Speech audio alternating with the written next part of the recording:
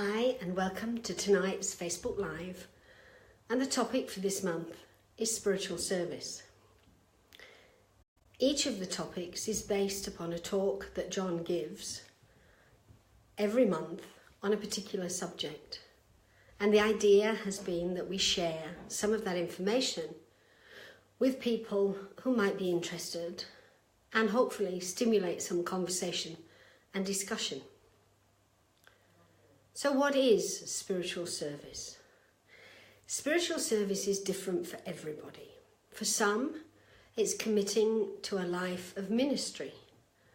For others, it's something simple, such as being willing to see the best in everyone. For all of us, it's different. And for me, my understanding of spiritual service is that which you feel called upon to offer based upon who you are. It's about sharing the best of yourself in a way that encourages and offers an opportunity for others to do the same.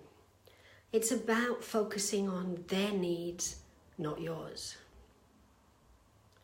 When we focus on our service as a means of satisfying something within us, then it's not spiritual service totally. There's an element of it, most certainly, but it's not completely spiritual service. There's an element of self-service in there too.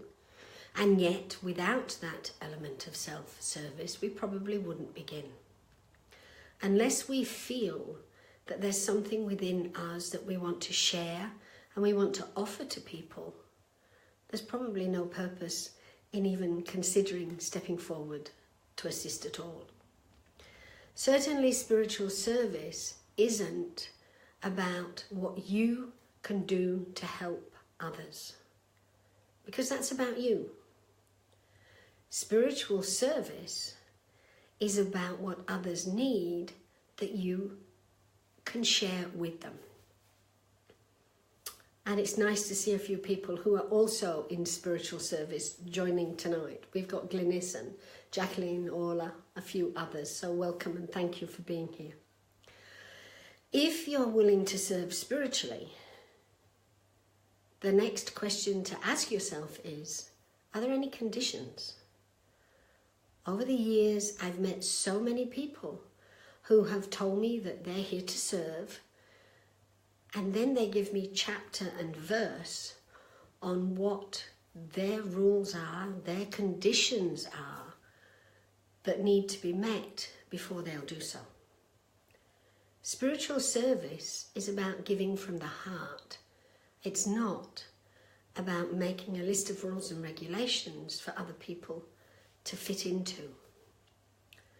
If you're genuinely in service, then it's about you from your heart wanting to share with others what you feel they need, that they've asked you about or they've talked about, and you know that in that moment there's something that you can offer.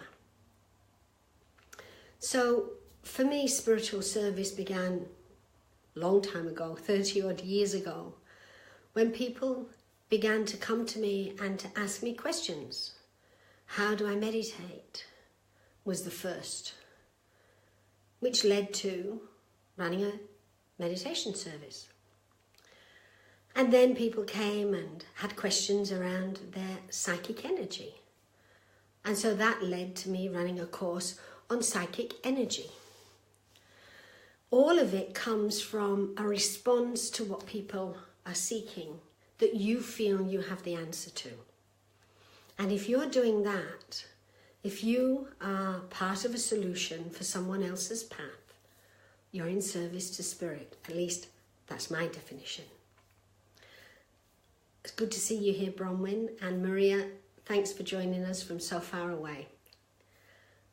I know for both of you and for the others that are here, Clara as well, this is a very significant topic because you're all striving to serve to the best of your ability and to serve spirit, not yourselves. If you're willing to serve, are you willing to serve behind the scenes? Are you willing to be the person behind the one who's always visible. That's Tony, my husband. He's always supported everything I do and very rarely does it visibly. That's his spiritual service, not just to me, but to the people that we work with and for. Are you willing to allow others to serve you? And that's a tricky one. I hear a lot from people about how much they're willing to help other people, how far they would go to do so. If you're not allowing others to do the same for you, then I would ask you to stop and ask yourself why. It's a question that came up for Tony and I 12 months ago when he was diagnosed with a brain tumour. And so many people sent us love and healing and light. It was amazing, the outpouring of assistance and support that we were given.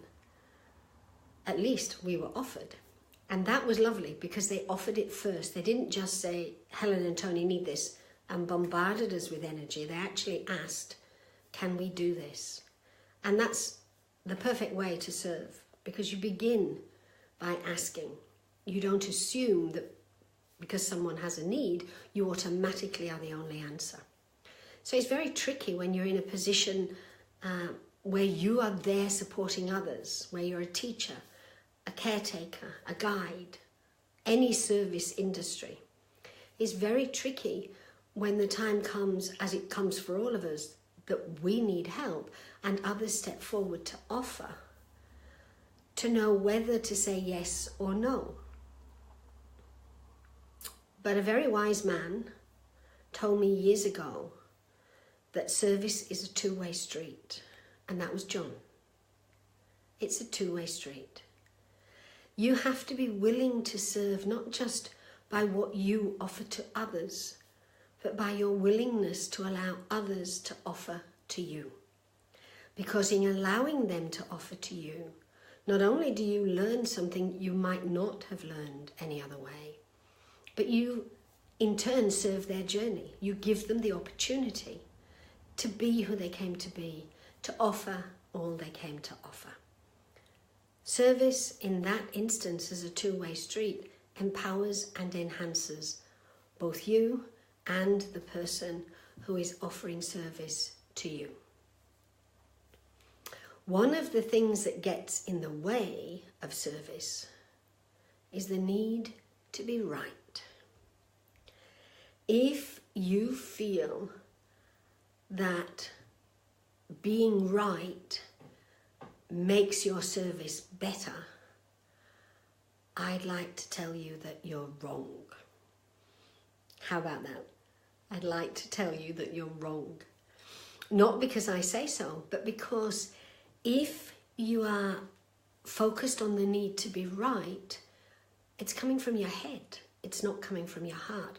Your heart doesn't need to be right. Your heart just needs to offer and share and to be part of a connection that is beautiful and genuine.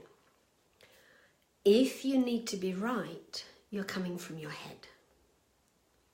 And so your personality is in service, but perhaps you haven't invited your soul to join you in the process. John talks about the difference between spiritual service and self-service in that talk that I mentioned at the beginning. And he says that when you focus on what you want to give to others, then you're focused on you, your service, your gifts, your abilities. When you take the time to discover what others actually need and then evaluate whether you're the person to offer it, that's spiritual service. It's kind of like the Boy Scout that helped the old lady across the road only to discover that she really didn't want to cross the road at all. So ask yourself, if you genuinely want to serve and you feel that you have something to offer, ask yourself, have you actually looked for who is seeking what you want to offer? And secondly, Have you actually asked people what they're looking for, in case something they're looking for you can also offer, but you didn't actually know that you had it in you to do so? That's service of another kind. So what I would like to suggest is that if you're truly focused on your service, take the time to meditate. Invite your soul to share with you what exactly you came here to share with others and to offer others to empower their journey. And once you feel you're pretty clear about that, pay attention to the conversations of those around you. Pay attention to the questions that people ask of you.